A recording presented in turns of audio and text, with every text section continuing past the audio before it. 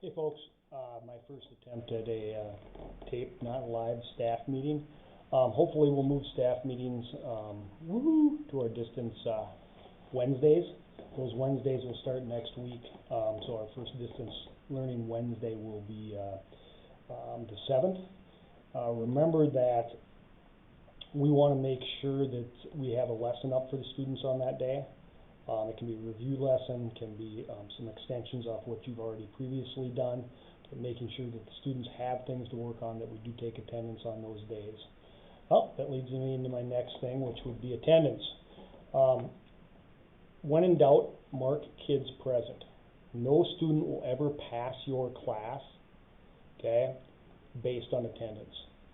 So make sure that if you're doubting whether a kid was there or not, or online or not, or you're supposed to, just mark them present. Okay, we'll take care of that piece of it. All the attendance piece does for that student is keeps us from filing truancy on them, or keeps them from being alerted that they're not attending anything. Temporary distance students. We will, I know attendance-wise, we will have a lot of temporary distance students. Students are supposed to stay home if they're not feeling well. Staff is supposed to stay home if they're not feeling well. So we're going to have those things to deal with. Try to get into a system where kids can log into your class if they're not there. So instead of inviting people, if we can somehow put that, it's just always up on their calendar in their class where they can log into your class, that would be great. If you need help with that, just reach out and we can try to help you with that piece of it. Also a reminder that we have our first COVID incident command team meeting tonight. That means that there's been some changes. We've had a case here at the school in the elementary, and then the numbers in the counties that we serve are definitely going up. So there could be a change in format, there could not. But that team will kind of make those decisions, and I'll make sure that I get back to you on as soon as we know anything regarding that.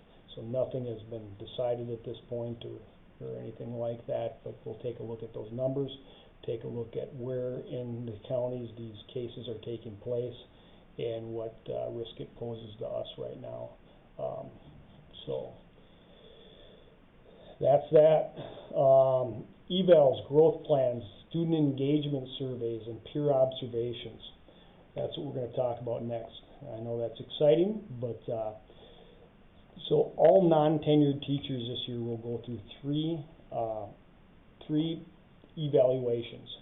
One of those evaluations I would love to have to be, if I'm doing your evaluations, I would love that evaluation to be in your distance class, so I can see kind of what the kids are seeing from that angle, give you some feedback on that.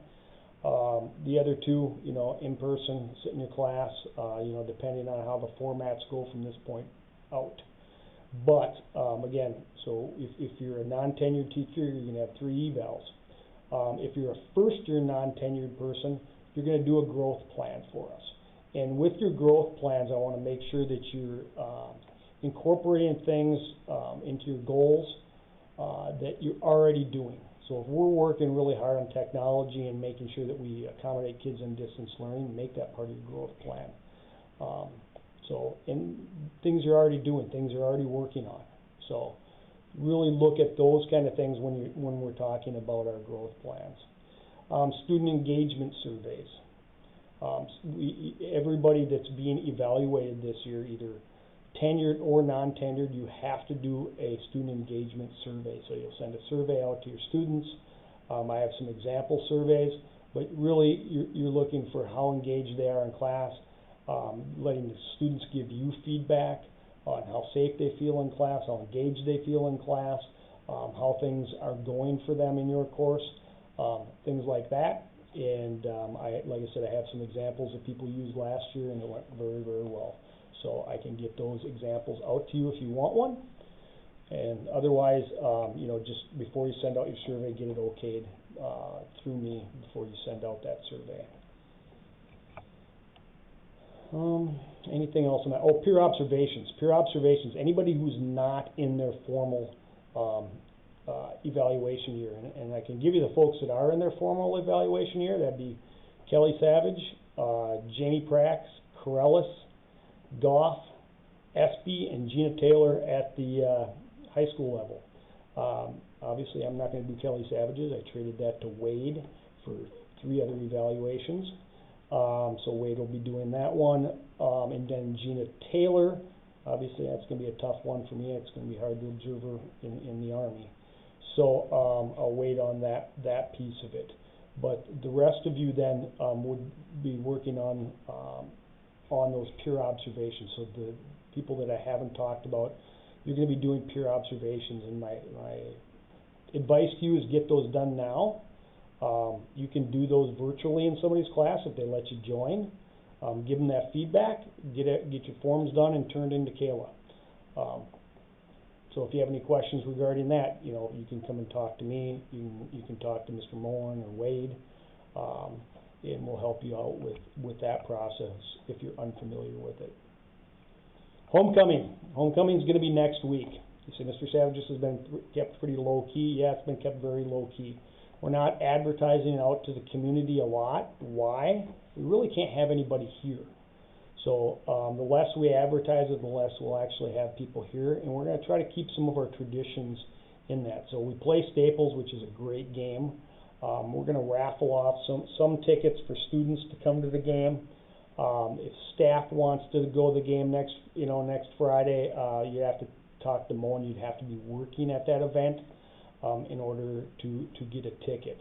Otherwise, tickets will be given out to players' parents, coaches, things like that. There only can be 250 people in the stadium. So 250 people, we have to keep strictly to that, and we will. So again, if you're looking to get in somehow, and the other piece is these games will be carried on Facebook Live, so you can tune in and watch them on Facebook Live. Other things we'll try to have going on for homecoming, and again, that's all based on what format we're in, how the numbers look, things like that.